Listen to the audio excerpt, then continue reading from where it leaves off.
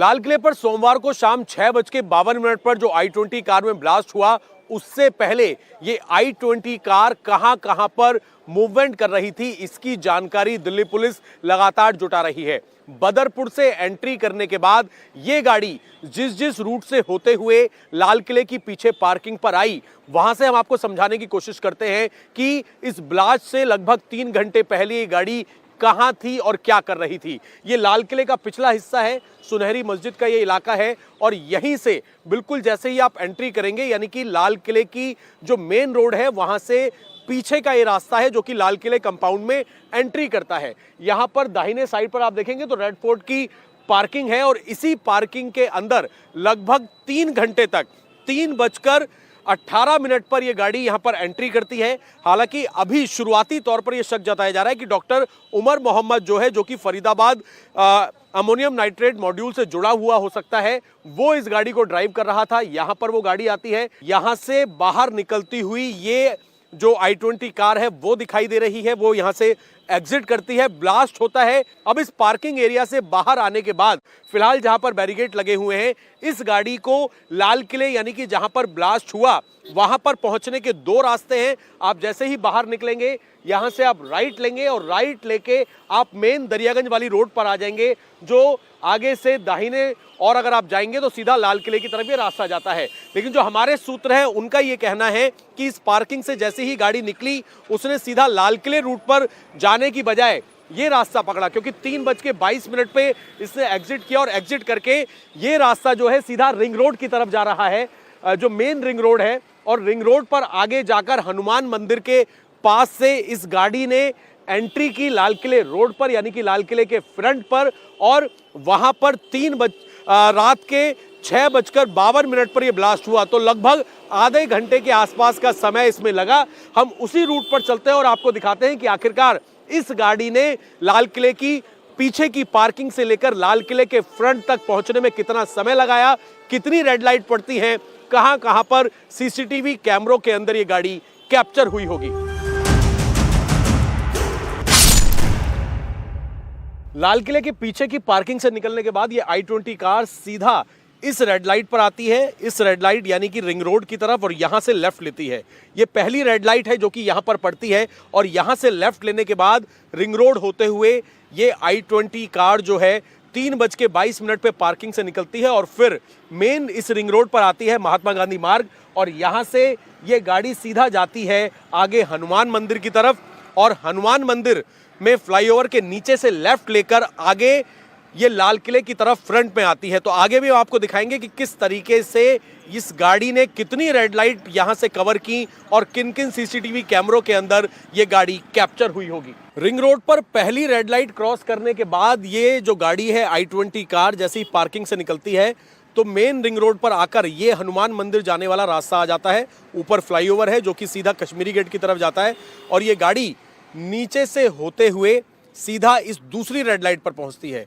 इस red light पर भी सीसीटीवी कैमरे कैद हैं, यहां पर भी वो कैप्चर हुई होगी और फिर यहां से वो लेफ्ट लेती है, सामने हनुमान मंदिर है और यहां से लेफ्ट होने के बाद यानी कि पार्किंग से निकलने के ये दूसरी रेड लाइट पड़ती है और फिर ये जो चांदनी चौक और पुरानी दिल्ली जाने वाला रास्ता है, यहां से ये i20 कार लेफ्ट लेती है।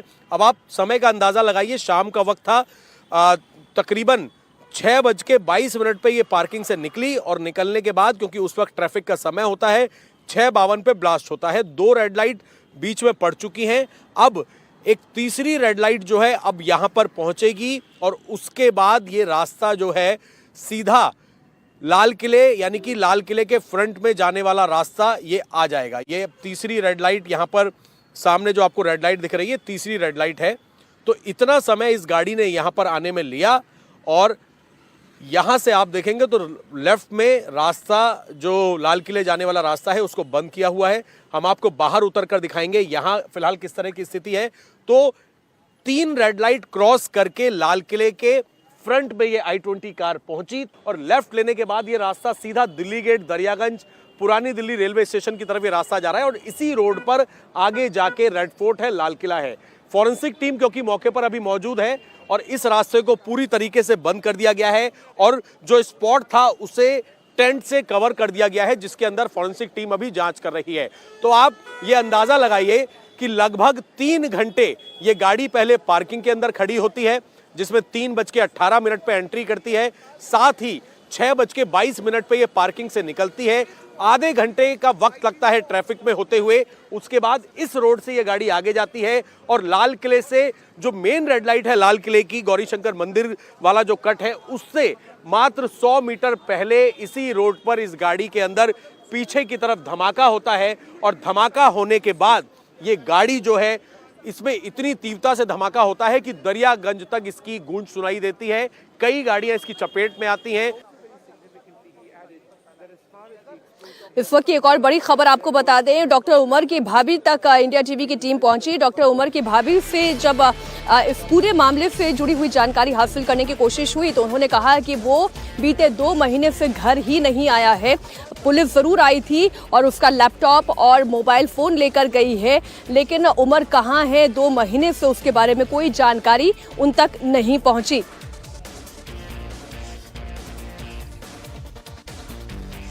उन्होंने पढ़ाई कहाँ से शुरू की थी और कितने समय से जो वो डॉक्टर का काम कर रहे थे? आप पता नहीं है, मुझे क्या पता है। पिछले 4 साल ही हो गए मेरी शादी को, मुझे ज़्यादा पता नहीं है। मैं कुछ कह भी नहीं सकती, किसी से पूछ सकते हो। तो बाहर कितने समय से वो थे? शायद 2 या 3 साल से। 3 साल से? हाँ, 2 या 3 साल से। तो जब आपको कल ये पता चला उमर का नाम सामने आया है, उसके बाद पुलिस आपके घर पे आई? हाँ, आई ना। तो क्या बताया पुलिस ने? उन्होंने कुछ नहीं बताया। उन्होंने कहा कि हम इनको ले जाने आए हैं। वो कहाँ है उमर? मैंने कहा वो दिल्ली में है, बस इतना ही। उनको लेकर चले गए बस। तो आखिरी बार उमर कब आए थे यहाँ पे? 2 महीने पहले। 2 महीने पहले। तो कितने टाइम यहाँ रहे हुए वो? ज़्यादा टाइम नहीं रहे, तो बस शायद मुझे लगा कि रात को थे, फिर एक रात गुजारी, शायद दिन और रात उसने यहाँ गुजारी। तो शाम को मैं मायके चली गई, मेरा भाई आया था मुझे लेने, तो फिर मुझे नहीं पता। फिर शाम को मैंने मामा को फ़ोन किया, उसने कहा उमर चले गए, उसकी फ़्लाइट थी, 6 बजे की फ़्लाइट थी। बस उसके बाद हमने उसको नहीं देखा है। मतलब वो प्रैक्टिस सब वहीं करते थे? हाँ, सब। वो ज़्यादा पढ़ाई में इन्वॉल्व रहता था, उससे ज़्यादा कुछ नहीं, खाली वो पढ़ता था, खाली पढ़ता था। तो आखिरी बातचीत कब हुई थी आपकी उनके साथ? मैंने बोला ना, जुम्मा को, पिछले फ्राइडे को हमने बात की उसके साथ। 3 ही दिन हो गए।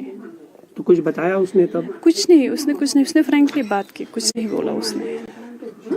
बस हाल चाल पूछा, मैंने भी बोला कि घर आ जाओ, उसने कहा कोई बात नहीं, मैं 3 दिन के बाद आ जाऊंगा, बस इतनी ही बात हुई। तो जब कल पुलिस यहाँ पे आई, उन्होंने कुछ बताया? जब वो गिरफ्तारी उन्होंने यहाँ से कुछ रिकवरी की, यहाँ से उन्होंने लैपटॉप और फोन ले गए। हाँ, लैपटॉप और फोन।